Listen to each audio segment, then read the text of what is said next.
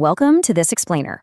Today, we're diving into a profoundly serious and historically significant event, the 1996 Mount Everest disaster. For mountaineers, reaching the summit of Everest is widely considered the ultimate glory, right? It's the absolute pinnacle of human achievement. Back in May of 1996, several climbers arrived in Nepal carrying that exact, monumental dream. But as the accounts of this tragedy starkly remind us, on that very mountain, the weather can strip away a human life in a matter of minutes. Our goal today is to really unpack exactly how this happened. So you really have to wonder, how did the world's greatest triumph turn into its biggest nightmare in mere minutes? Seriously, how does a moment of pure, unparalleled euphoria shift that fast into a desperate, chaotic fight for survival? The 96 disaster is recorded as one of the most painful events in climbing history precisely because of this shocking pivot. It wasn't some prolonged, days-long deterioration. It was a terrifyingly sudden switch from absolute victory to utter devastation.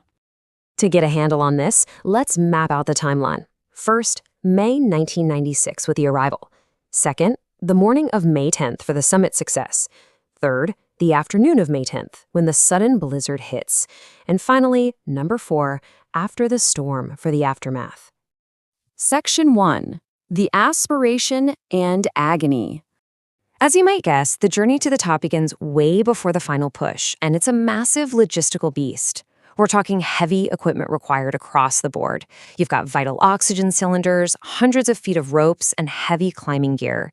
And they're dragging all of this during a brutally slow ascent up incredibly icy, treacherous slopes. And as they climb, the environment actively works against them. Step 1, you have the increasing altitude. Once you enter the death zone above 8,000 meters, the atmosphere thins out dramatically, which leads to step 2, severe difficulty breathing. Then compound that oxygen deprivation with step 3, freezing winds literally numbing the human body. Every single step takes a monumental effort. Yet despite this agonizing physical burden, these climbers pushed forward, completely driven by the dream. Section 2, May 10, conquering the summit. On the morning of May 10th, things actually looked great. Reaching the highest place on Earth under normal weather conditions is something most of us can barely imagine. It was a beautiful, clear climbing day. Many climbers hit their goal, completely filled with absolute joy.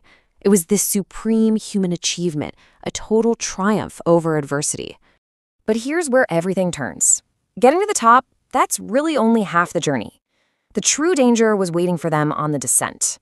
Think about it. Climbers are often at their absolute most exhausted right after summiting. They've spent all their energy reserves just getting up there. And on May 10th, that descent became a fatal trap. Section 3. The sudden whiteout. The terrifying speed of this disaster is just hard to overstate.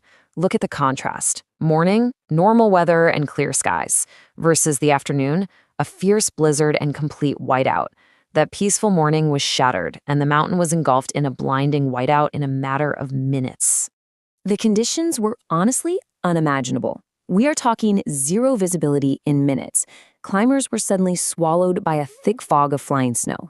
Then you have hurricane-force winds hitting them so hard it was impossible to stand upright. And alongside those winds, rapidly dropping temperatures. The mountain transformed into an unlivable environment in the blink of an eye. Section 4. The desperate struggle.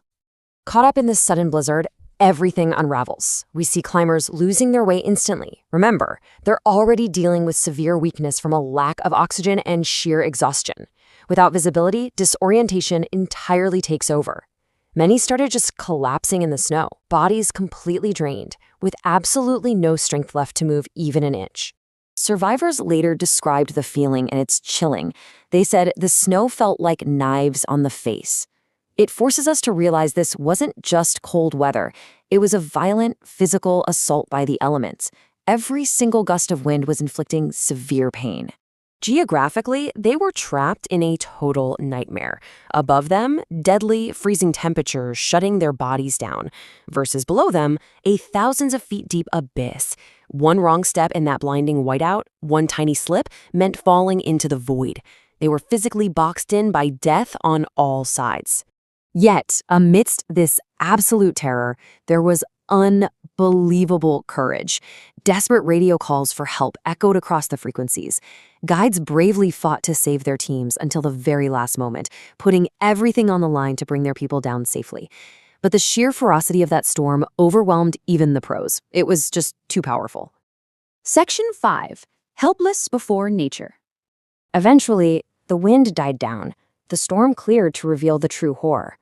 Rescue teams and survivors found bodies lost to the snow. And perhaps the most heartbreaking detail of all, some individuals had simply sat in the freezing cold, having waited for their partners until the very end. So, we're left with this deeply provocative question. How long can human bravery stand against the power of nature? This tragedy remains one of the most painful chapters in climbing history, and it serves as a massive, humbling reminder. No matter how skilled or determined you are, there are moments when we are rendered entirely helpless before the raw might of the natural world. Thank you for joining me for this explainer. Keep questioning, keep learning, and I'll see you next time.